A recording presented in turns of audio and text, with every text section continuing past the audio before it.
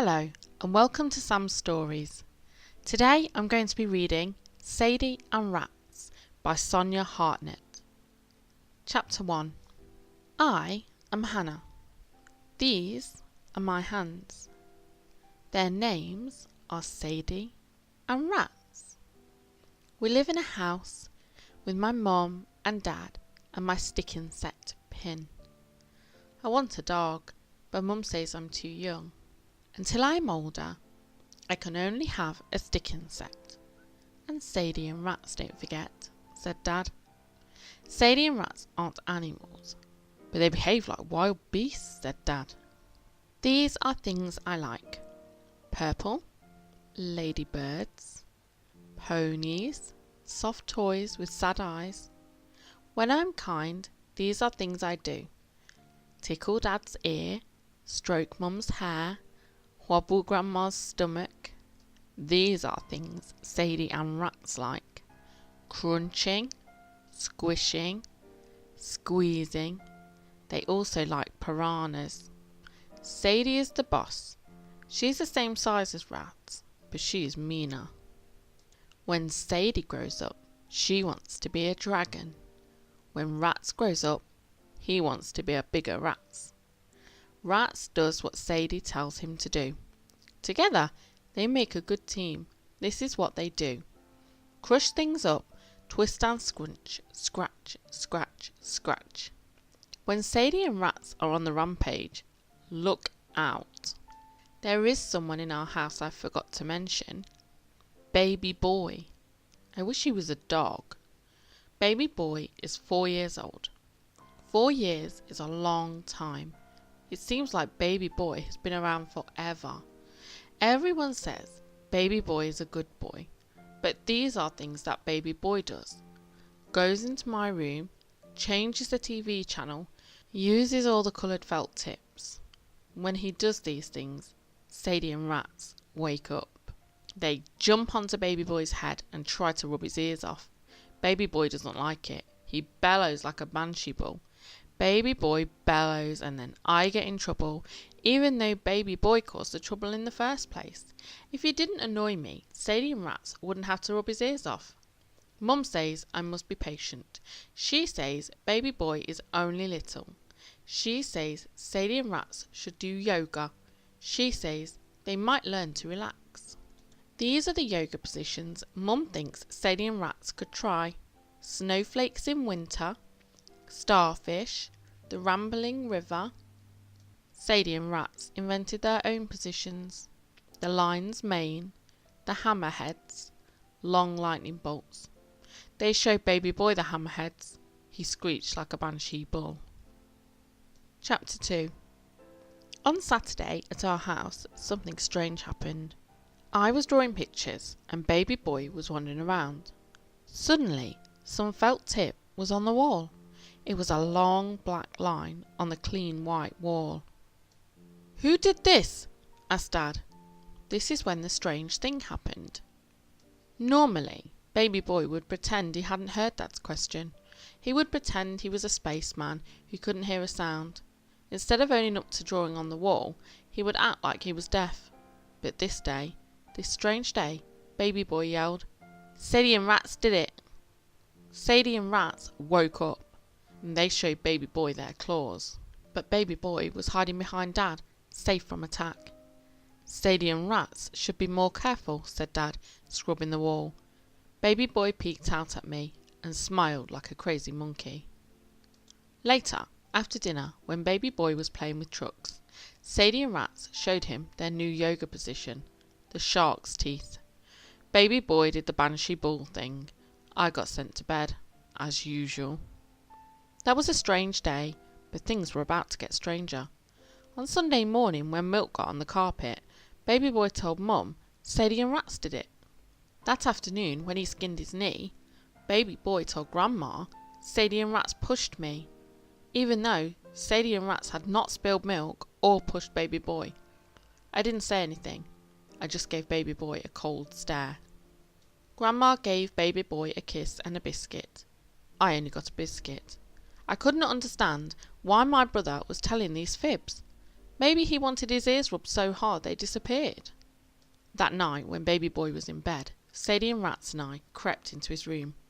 "Do you want your ears rubbed off your head?" we asked. Baby boy's eyes made circles. He was about to yell like a whole herd of banshee bulls. Sadie and Ratz had no choice but to attack. Mum and Dad came running. I got the stern talk. Baby boy got more kisses. Everything was wrong. At school on Monday, I took my lunch to a corner where nobody goes.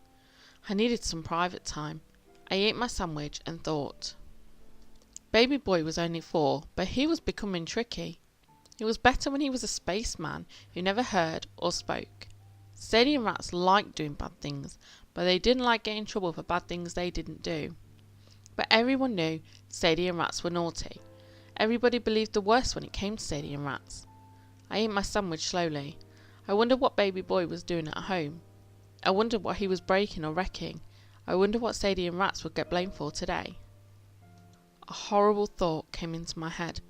Maybe Sadie and Ratz would have to change. Maybe the only way to stop baby boy blaming Sadie and Ratz for everything was to tame them and make them nice. No, I couldn't do it. It would break Sadie and Ratz's hearts. Because they were sad, I let Sadie and Ratz have a war with each other. Sadie won, but it was close. They are both good fighters. Chapter 3. On Tuesday, my stick insect Pin was missing a leg. At breakfast, he had 6 legs. At dinner, he had 5. This was too much. I made the noise like the banshee bull. "Baby boy stole Pin's leg," I wailed. "Don't be silly," said Dad. "It's probably just fell off. Maybe Pin ate it. Insects do funny things." "Pin did not eat his leg," I thundered. "Baby boy pulled it off." "Baby boy is a good boy," said Mum. "He wouldn't do something as naughty as that." I jumped up and down. I kicked the wall. If he didn't do it, who did? From where he was hiding in the laundry basket, baby boy shouted, "Sadie and Ratz!" But even Mum and Dad knew that Sadie and Ratz wouldn't hurt Pin. Mum looked at Dad. Dad looked at Mum. Both of them looked worried. I started to cry. "Baby boy will get Pin out of his cage and Pin will escape and Dad will step on him." "No, no," said Mum. "I'm sure he wouldn't do that." "Oh no," said Dad. "I'm sure I wouldn't do that." But neither of them looked very sure about anything. Something peculiar was going on in our house. That night, Sadie and Ratz wanted to rub baby boy's ears, nose, hair and chin right off his head. But I knew that would cause more strife. Baby boy knew it too. Baby boy was little, but he was crafty. I said, "Sadie and Ratz, you must go on holiday." It was the best idea I had. If Sadie and Ratz were far away, baby boy couldn't get them into trouble. Sadie wanted to go where they make movies. Ratz wanted to go where there were pinball machines. They waved goodbye and set off on holiday. The next day, I was lonely. I was sad at school. At home, I lay on my bed and drew pictures and ate some cheese sticks. I took Pin out of his cage and let him wobble up my arm. When Pin had had his exercise, I put him back in his cage. I sighed. I missed Sadie and Ratz already. Suddenly, baby boy bellowed. Mum and Dad and I followed the sound. Baby boy was standing in the sitting room pointing to Mum's precious clock. It was a tiny clock.